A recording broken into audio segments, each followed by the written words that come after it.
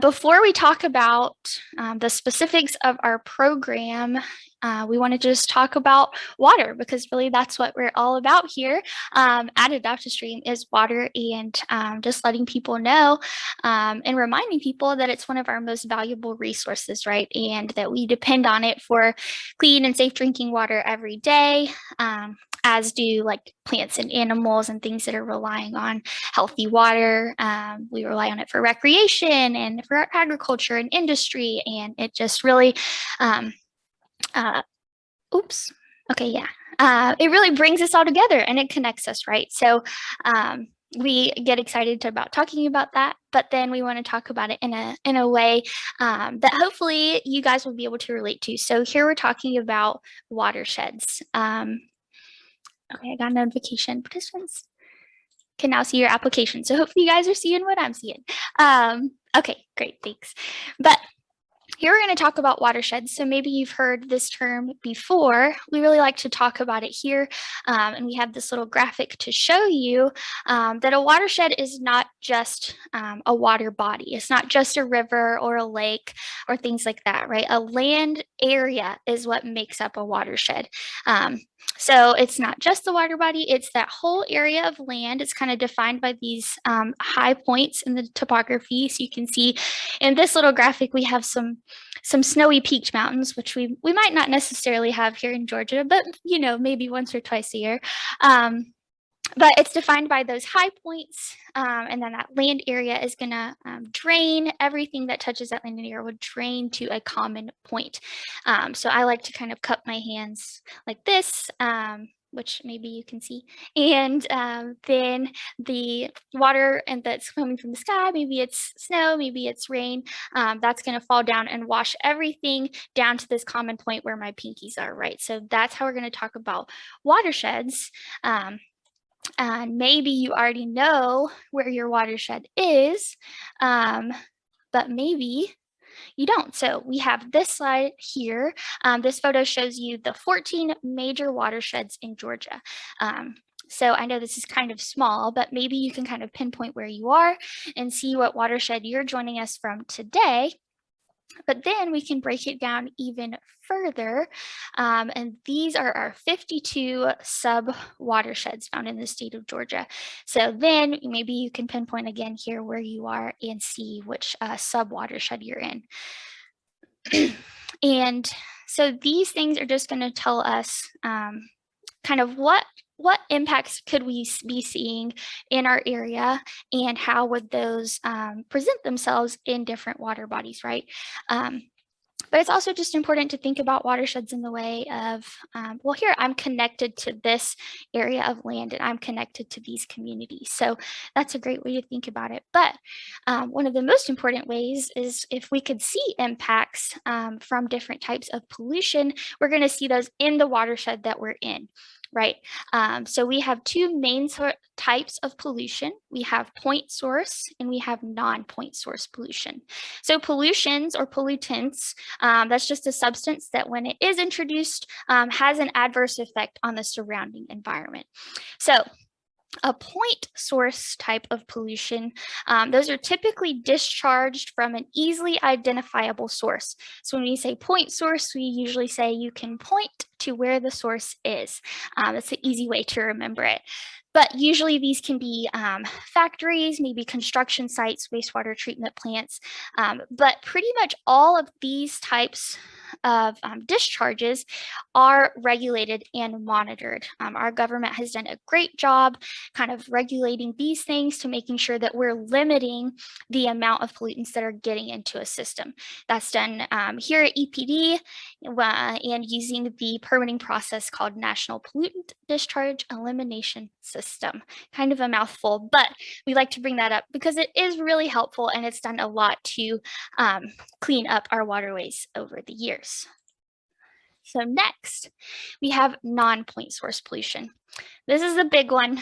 We like to really focus in on it because this is pollution that comes from sources that are not so easily distinguishable or identifiable. This is not something you can point to one pipe or one thing and say, this is where all the bad things are coming from.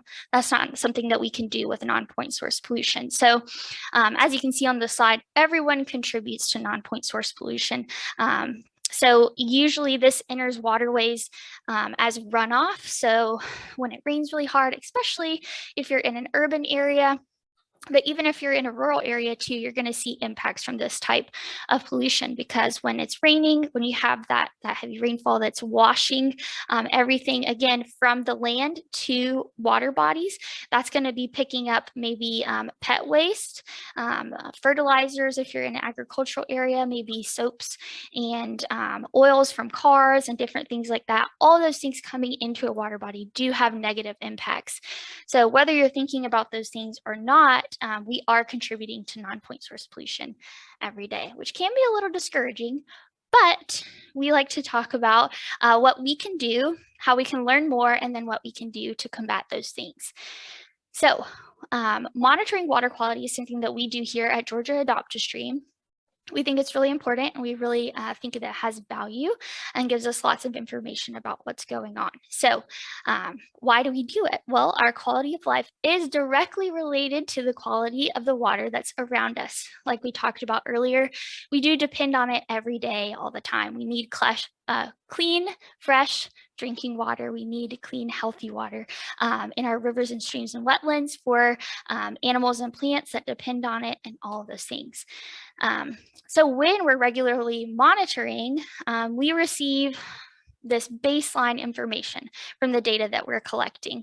And that's going to tell us a lot about the health of our local streams and different things that are different areas that we're monitoring. And kind of the last bullet point here, which I know we've probably all heard before, we tell students that are in school, all the water we have now is all the water we'll ever have, right? I said life cycle, that water cycle, that's very important. And it really is integral to what we're doing here. We want to make sure that the water that we're using, we're leaving it clean and we're not making it more dirty. So finally, Georgia Adopt a Stream. What are we all doing here, and kind of what's our role in water and water quality? Well, Georgia Adopt a Stream is the state's volunteer water quality monitoring program. So we are housed in the non-point source unit of the Watershed Protection Branch of Georgia's Environmental Protection Division. Another big mouthful, but we're super thankful to be housed in a program that really cares about educating folks about water quality and water quality issues, and equipping people to take that into their own hands. So this next slide is going to tell us a little bit about our goals as a program. So awareness, again, that's something I just talked about, but we want to make sure that communities are aware of non-point source pollution and how they're contributing to water quality issues, and equipping them to do things about it. So data, another thing that we kind of talked about, when we're collecting water quality data, we're receiving that baseline so that we can know kind of what's normal. We're kind of monitoring that heartbeat of the stream. So here we're gonna see if there are any deviations from that regularly monitored heartbeat. And that's something that we can take action on if we see any maybe levels that are too high or too low there. Which we'll get into a little bit more about, which maybe that's talking gibberish, but we'll get into a little bit more about that. O for observations. When we're going out to sites, when we're talking with folks, taking observations of just where you are, being aware of your surroundings, is a really important part of collecting data. So you can tell a lot about the quality of the water just by looking at maybe the water surface, the area that's around it. Does it smell fishy? Does it smell like sewage? All of those things are really helpful in finding out if you have if you have pollutants that are affecting your stream or lake or wetland or whatever you may be encountering. And then P for partnerships, we encourage everyone that gets involved with our program to connect with other folks that want to be already are involved with water quality, or folks that maybe should be kind of looped in to the conversation. So encouraging partnerships is something that we really try to do and connect you with people in your local area. And then tools and training, that's something that we provide, and trainers with our program provide as well. So equipping you guys to get out there and learn about water quality. All right, so this photo shows all the currently active sites in the state of Georgia. So maybe you can see some of the gaps that are here. And if you do, and you're in those areas, we are so excited that you're here. But even if you're not, if you're in this highly populated metro area too, we're still very thankful, because there's so many streams that need to be monitored and just need to be looked after. And we appreciate all the help that we can get on there. But you can see that we have lots of sites, lots of things going on. And so if you're joining, or if you're interested in joining Adopt a Stream, or just learning more about what we do, you are getting involved with a huge network of people who are passionate about water being healthy and clean. So you're not alone in your passions. You're not alone in being interested in this, and you're going to be supported if this is something that you're interested in doing. So here we kind of showing you the way our program is laid out, and you can see the biggest chunk at the bottom of this pyramid is volunteers. So people who are volunteering and committing time to our program are the reason why we have a program in the first place. We would not be able to monitor all the streams that you see on that first kind of slide with all the little green dots. That would not be possible without people that are volunteering their time and talent to be a part of this program. And then we have local coordinators, which I mentioned before, the people that are trainers with Georgia Adopt a Stream. We have several of those across the state that we really depend on to help us get people trained and involved with the program. Because as you saw, the staff that we introduced at the beginning, we're 4 in number right now. So we really depend on those local coordinators and trainers to support our program. We're really thankful for that. And we have board members. We have an advisory board who guides us in some really important decisions and leads us in the right direction. And then of course, state staff up here, which we're happy to be here and be presenting this info to you today. But basically that's just to let you guys know you're supported. Even though you're that big chunk at the bottom, you've got lots of support up here from the top too. All right, so we've talked about a lot of things today already. We talked about, water, why it's important, watersheds, why do we want to monitor water quality, and then Adopt a Stream. Finally, right? So getting started with Adopt a Stream is pretty easy, we think. We have 5 simple steps for you. We just wanted to tell you guys, some things that may be helpful if you're interested in getting started with a program for monitoring, and just kind of what it takes. So here is kind of our first one, is determining your goals. These are some things that maybe you could just think about if you are wanting to kind of get a group together and things like that. But we can see here on the slide questions. Why do we want to monitor? So maybe this is, you're a teacher and you want to educate your students, or you have a stream running through your backyard and you have a family and you want to make sure that it's safe for your pets and kids to go out into that stream. Maybe you want to volunteer with a river keeper, which I saw one of our attendees today volunteers with a river keeper. They're really needing to get out and know the status of rivers in their area. So there's lots of different reasons why you'd like to monitor, but maybe just thinking a little more critically about that will help you in kind of picking out some different parts of our program that may be most beneficial to you. And then next you can think about what site you'd like to adopt. Excuse me. So we'll kind of get into the more specifics of this later, but just begin to think about what's around you. What can I safely access that's near me? Those are some things to kind of keep in mind. And then what type of data do I want to collect? So we have several different programs here. We already mentioned the bacterial program that we have, but we also have a handful of others that Cecilia will tell us about here in a few minutes. And then who might be interested in my data? So that kind of goes back to the partnerships part of all of this. Who can I partner with? Maybe it's a river keeper, maybe it's my local government.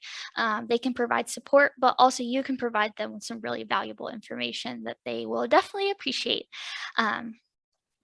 So these goals can be, of course, be driven by you individually, and you can rally some folks around you, or maybe you already have a group, site, and community in place. Wherever you are, we're happy to kind of help guide you and take you to that next step.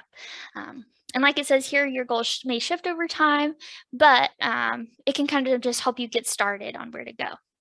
So now I'll turn it over to Cecilia, and she's going to tell us about workshops. Yeah, thanks, Bailey. So we offer a bunch of different kinds of monitoring programs for you to choose from, just based off of what you're interested in and what you want your time commitment to be. And the way that you can kind of get started in these is by attending one of our monitoring workshops.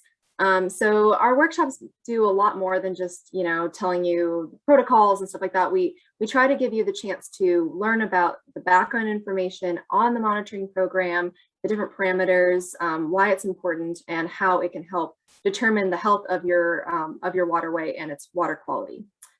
So we have two different kind of main categories of monitoring programs. So we have our QA/QC workshops, which stands for Quality Assurance, Quality Control. These programs are typically more procedure-based, so they have more specific protocols and equipment. And the reason why they're called Quality Assurance, Quality Control is because we want to ensure that the data that is being collected as part of these programs are replicable, they're accurate, they're trustworthy, and we'll get into that a little bit more later on in the presentation. But we also ask that our volunteers pass a certification test at each of our workshops. And they have to pass this test or quiz. We don't want it to be super scary, but at the end of the workshop in order to enter QA/QC data onto our website, into our database. QA/QC is a little bit more frequent monitoring, so usually it's about monthly to quarterly monitoring events. Now, the other kind of workshops that we offer are non-QA/QC workshops. So these typically focus on collecting a little bit more observational based data with a little bit less stringent methodology compared to the QA/QC programs. And because they're observational based, it's a lot more about establishing your own baseline for your stream based off of what you are observing and the data that you're collecting, less than it is about comparing from one stream to another, which is what the QA/QC would be, is more useful for. So the workshops, these non-QA/QC workshops are really helpful to learn the background information about the monitoring type and give you guidance on how to collect this kind of data. But we don't ask that you pass the certification test. And it's also a little bit less frequent monitoring. So if you're kind of just looking to get into the program and you don't want to commit a ton of time, you have a little bit more going on, then maybe this is a good place for you to get started. And once you attend a workshop, either QA/QC or non-QA/QC, you will receive an Adopt a Stream account that allows you to input your data into our database. Next slide. All right, so we'll go ahead and get started talking about our QA/QC monitoring programs. So first up, we have our macroinvertebrate monitoring. So this will help us test for stream macroinvertebrate diversity. And macroinvertebrates, stream macroinvertebrates are insects, mollusks, crustaceans, anything that is in the water, living in the water that does not have a backbone, essentially a vertebrate. And these little guys can give us some really valuable information about water quality and habitat quality of our local waterways. And it's a really, really great hands-on activity for bigger groups. You can get your classrooms out there, you can have your whole family out in the stream. So it's really, really awesome to just get out and get your hands on some cool little critters that you can find. And we ask that if you participate in this kind of monitoring that you generally survey quarterly or about once every season. Next up, we have our chemical monitoring.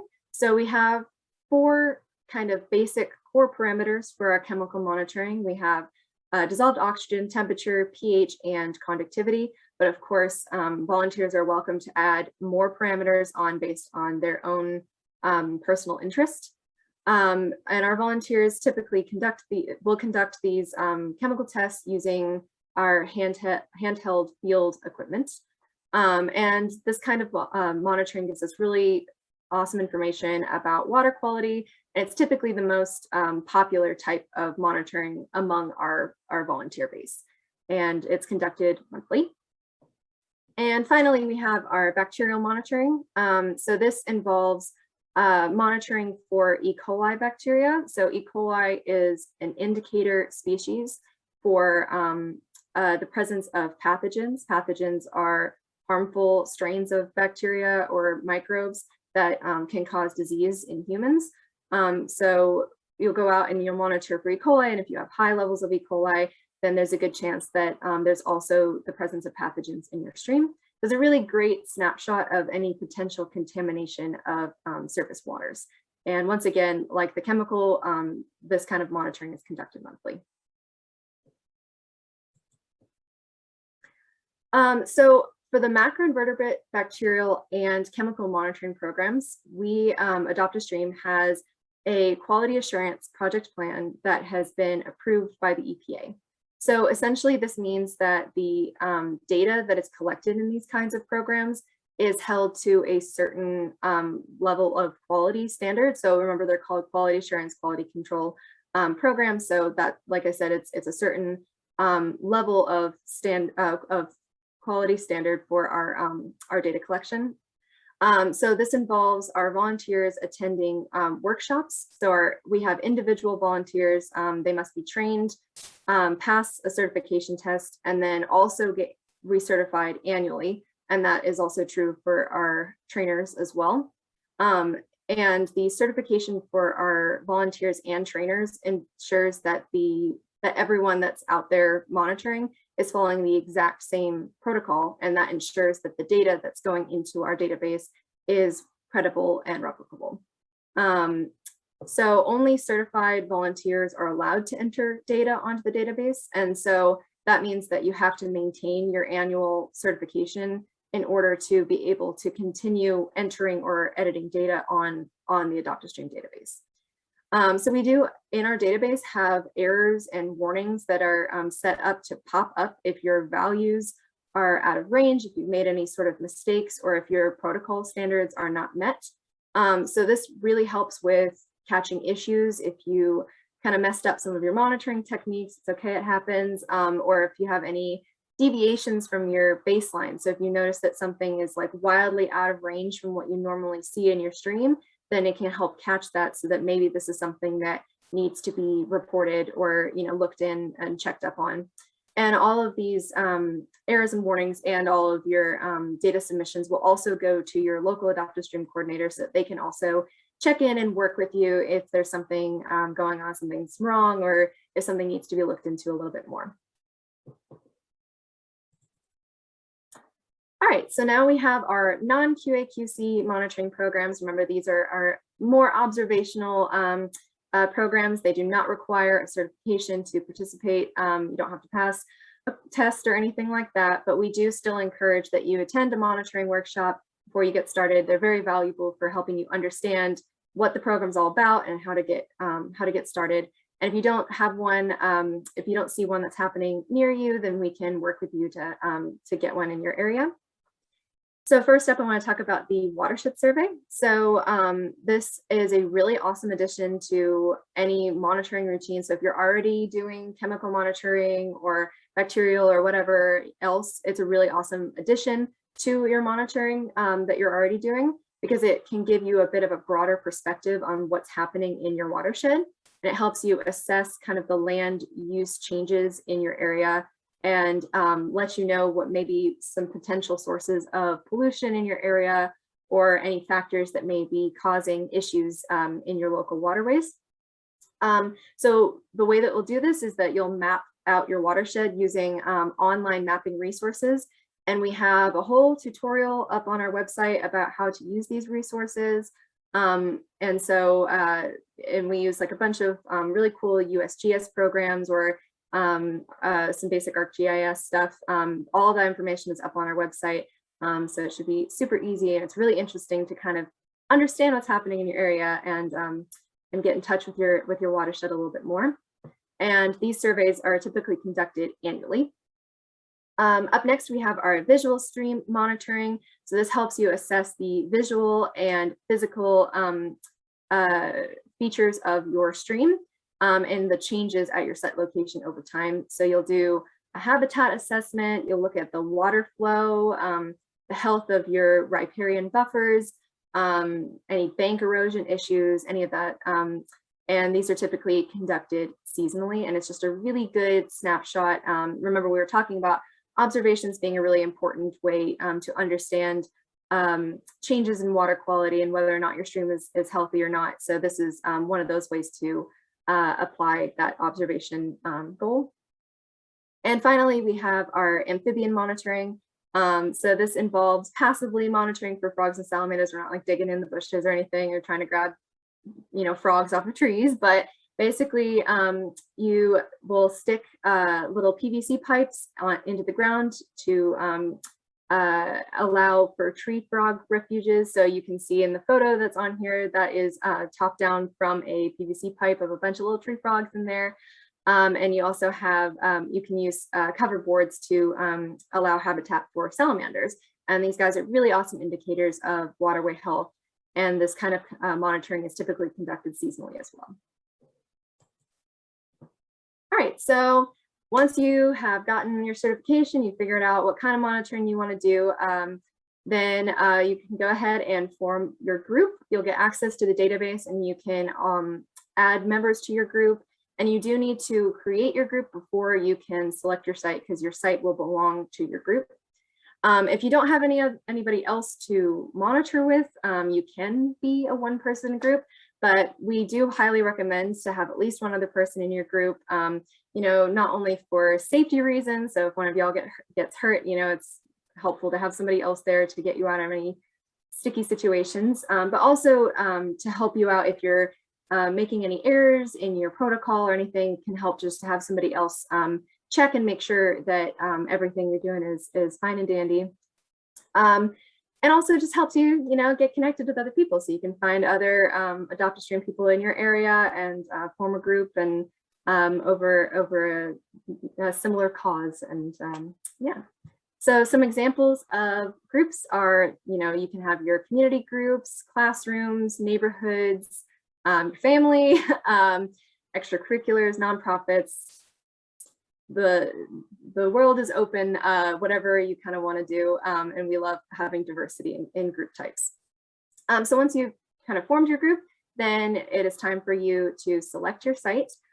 So we, as Adopt-A-Stream, we do not assign sites to people. We ask that you look around your neighborhood or community and try to find a site that you are interested in monitoring.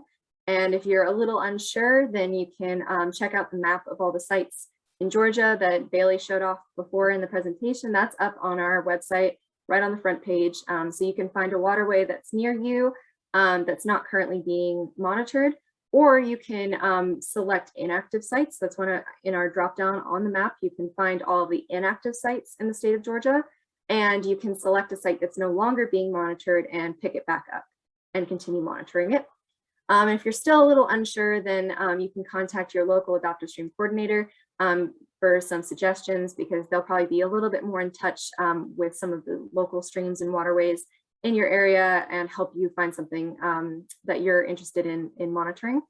And of course, as always, we want you to pick a site that is easy, safe, and legal to access. We don't want any of y'all to get into any bad situations. We don't want you in any unsafe situations, and always make sure that if you're monitoring on private property to ask the landowner before you just trounce on into their stream. All right, so all of our programs have some amount of equipment that is necessary to conduct that kind of monitoring. And we have a few different ways that you can obtain equipment. So first off, you can just go ahead and purchase it yourself. We do have all of the information on how to do this on our website, a bunch of links to different products that you can purchase. But if you're unwilling or unable to purchase it yourself, then you can also reach out to your local Adopt-A-Stream coordinator for an equipment loan. So a lot of our coordinators are with local government or local watershed groups, and oftentimes will have equipment available for local Adopt-A-Stream volunteers to loan out and use at their monitoring events. However, if neither of these are feasible for you, then you can also contact us at the state office for a loan as well. All right, so now that you've gone through, you've gotten your group together, you're all certified, you've selected a site, and you've got your equipment, it's time for you to officially start monitoring, so super exciting.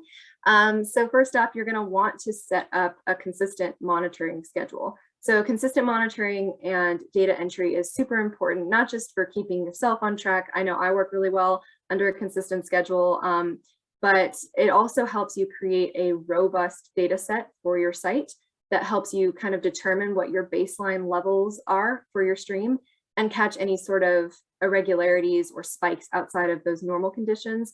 And when you see those, then you can, submit and follow up on those issues as well. So again, we want you to submit your data as soon as possible, because if you do have any of those errors or deviations from your baseline, you want to know as quickly as possible. And again, follow up on those issues, reach out to your local coordinator, your local government agency, water authority.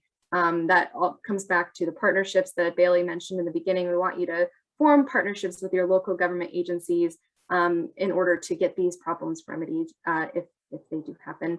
And we do have a who to call list on our website. So if you're a little unsure of who to contact, if you do have an issue, then that can help you out.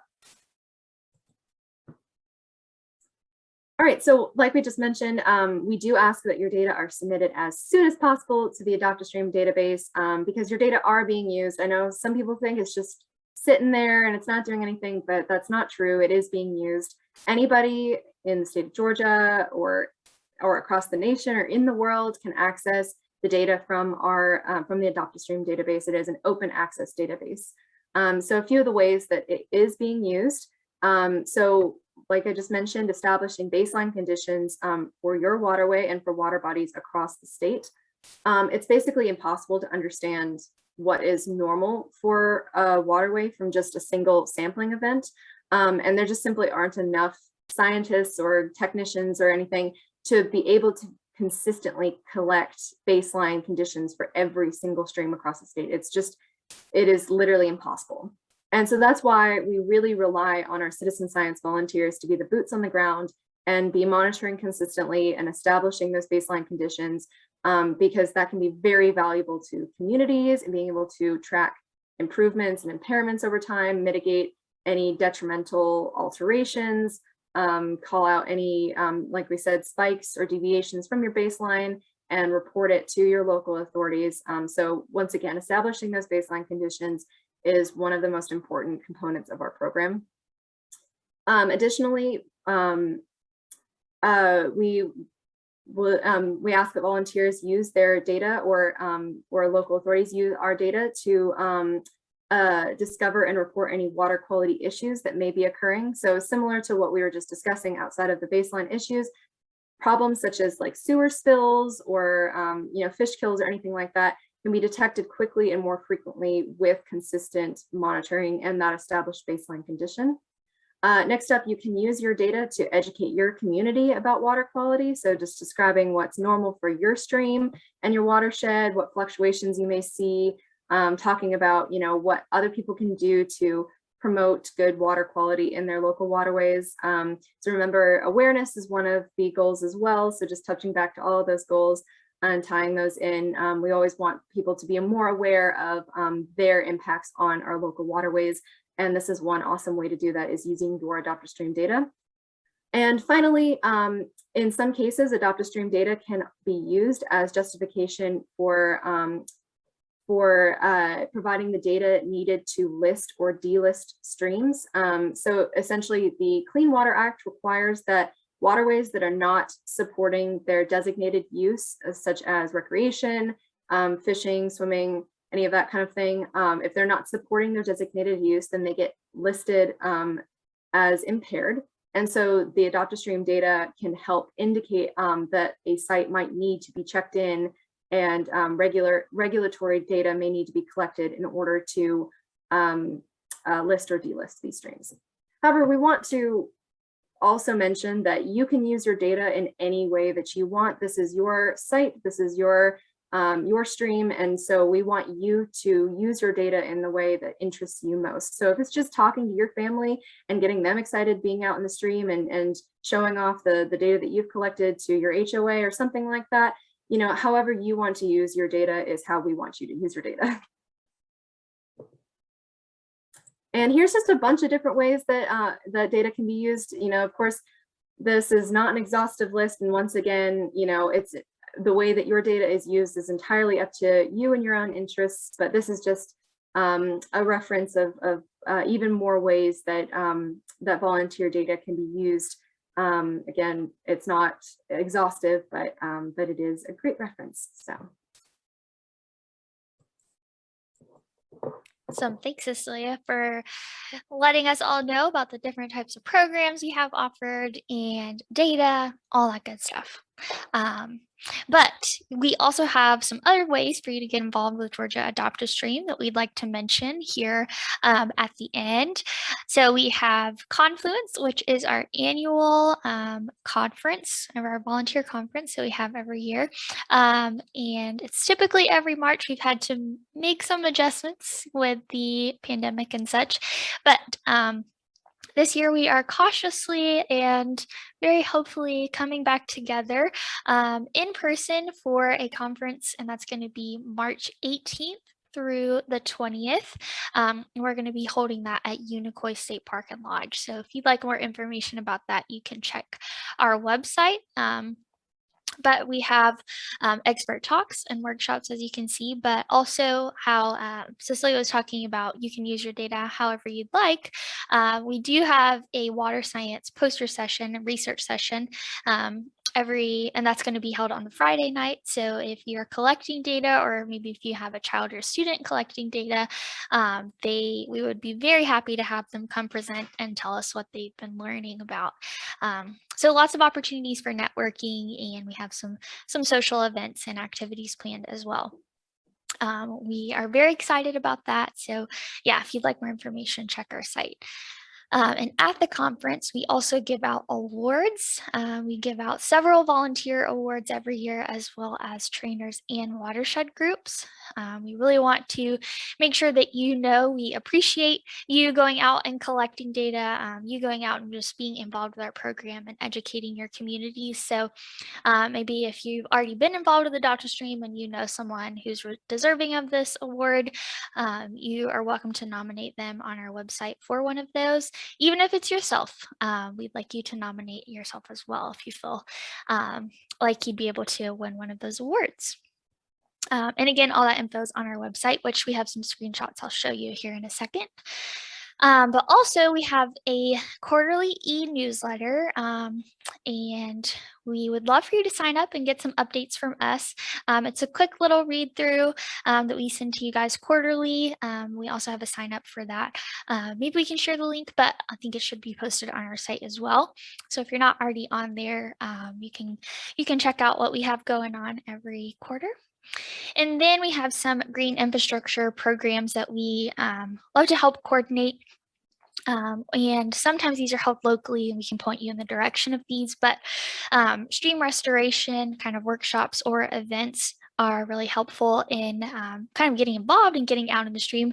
It does usually involve some hard work, but it's very rewarding as you are helping to restore stream banks to their, I guess, kind of proper, or maybe the way that they're hopefully supposed to be, right? Not necessarily eroding or having lots of undercutting. We want to try to restore those, which you can kind of see in that bottom left-hand photo there. But then also there are rain garden and rain barrel workshops too that we'd love to point you to if that's something that you're interested in installing maybe in your home or your community as well. So these next few slides are going to show you what we have on our website. And if this is something that you'd like to explore a little bit more, we hope that it's very easy for you to do so, but we just wanted to give you a few screenshots so you can see. So this slide is showing you kind of our main page. This is where you end up if you go to adopt a stream, all one word, .georgia.gov. This will kind of take you to our main page. And if you hover over that Get Involved tab, it's going to kind of drop down and give you lots of really great info here. So there's information on how to become a volunteer. We have volunteer FAQs, where you can find your local coordinators, descriptions of workshops, and if you have any upcoming near you. And if you don't, like Cecilia said, you can contact us or your local coordinator, and we're happy to get those scheduled for you. Newsletters, which previously were in print, so you can see what those looked like if you go and look at our newsletter archive. Lots of cool info in there. Science and news, where we like to highlight people who are collecting data and then maybe writing research papers on those or just sharing what they've learned about their stream. You can check out that science and news page they have papers written by current and former volunteers. And then we have our stream stewardship page too, we wanted to highlight for you. It's a compilation of resources on how to decrease your impact on water quality, which is kind of what we've been talking about all day here today, or all hour here today. But there's some more great resources for you on there. And then we just want to show you this data entry. If you're already a volunteer, then you're probably pretty familiar with how to access this. But if you are collecting data and entering it onto our site, this is where you would do that. And let's see here. Our last one is just highlighting some materials and resources. So you can check out all the data forms that we use and sampling protocols to print out and bring in the field with you, or maybe just kind of scope it out and see what you'd be getting yourself into. And then manuals that provide lots of background info and instructions on monitoring. There's information on how to purchase equipment if that's something you're interested in. Resources to help educators, resources to help our trainers. There's some outreach resources if you'd like to be able to communicate these things a little bit more effectively to folks. Yeah, all kinds of good stuff on there. And this new PowerPoint is on the workshop's presentation slide. So if you'd like to access this afterwards, that's where you can do that. All right, and then we could not end this presentation without highlighting our other great programs that we work here with at EPD. The first being Rivers Alive. So this is Georgia's statewide annual volunteer waterway cleanup program. So this is actually getting underway, getting ramped up right now, the Rivers Alive season. I see Cecilia nodding. Yeah, so the team has been working really hard, Jackie and Cecilia and Harold, on getting t-shirts designed, getting these educational resources out there to folks so that we can learn why cleaning up our rivers and our waterways are so important, and providing t-shirts, trash bags, and other things to people who want to get involved with those. So this is a really great program, and I just checked out the website the other day. There are so many cleanups already scheduled. So if you'd like to get involved or see if there's one in your area, you can just go to the Rivers Alive website and check that out. And I'm organizing my first cleanup this year, and it's way easier than you'd think it would be. So I would encourage you, if you know of a site that needs a cleanup, that you are more than equipped to do it. And then we have Project WET. So WET standing for Water Education Today. So this is an international organization, but we work here specifically with the Georgia branch. It provides water quality or water related curriculum to formal and non-formal educators to promote the knowledge and stewardship of water resources. So we want to equip our teachers to talk to our K through 12 students about water and its importance and all those different things. And then we have River of Words, excuse me. This is also an international program, but it's an annual water-related youth art and poetry contest. And K through 12 folks can participate, lots of different age categories and things like that. Yeah, we just want to encourage our young people to talk about water, make art about water, and tell us what it means to them through their art. And Georgia is recognized, Georgia Row, River of Words, is organized as a part of Georgia Project Wet. So if you have any questions or if you're interested, or maybe if you want to recommend some teachers to get involved with our program, we do have websites with lots of information posted on there too. All right, and then we'll just round it out by giving you guys our info here on this slide.